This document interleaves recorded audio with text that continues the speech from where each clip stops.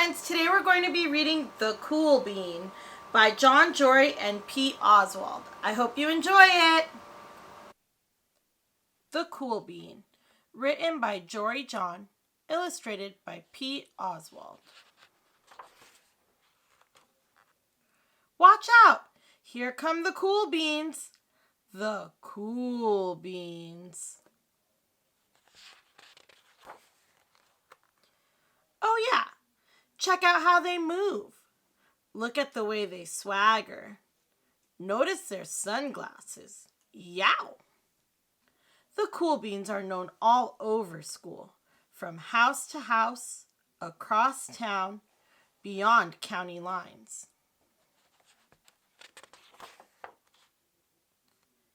In the olden days, last year, we were all one big pot of beans. We were a mixed bag, but somehow it worked. Yep, those were the good old days. And then we stopped seeing each other as much. That's just how it is sometimes. You spend less time together, even though you're not totally sure why.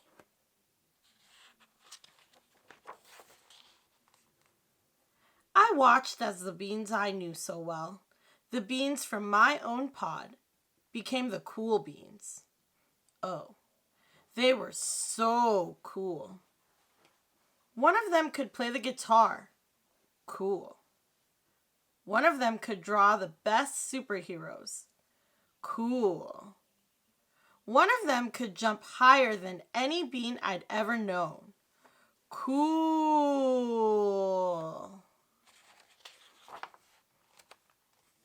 Me? Well, I mostly stayed the same. Sure, I made some small changes. I wore sunglasses. Too big. I slicked my hair back. Too slick. I strutted around. Ow! I swaggered. Oof!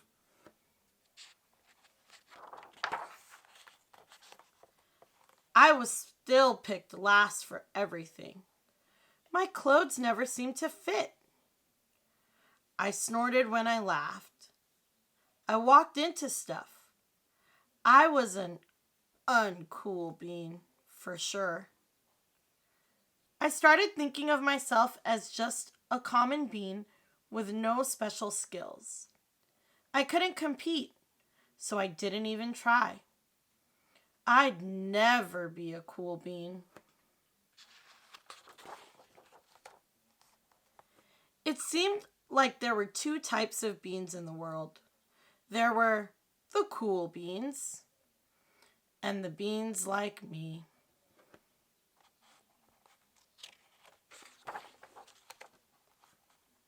The days all blended together. I lived my life and things were just okay. I took tests and ate lunches and mostly kept to myself. The cool beans continued being cool. I mean, sure, I missed them a bit, but it's not like I was going to say anything. I felt like all that coolness had gotten in the way of our friendship. And that's how it went, until one day. I was in the cafeteria. I dropped my lunch on my loafers.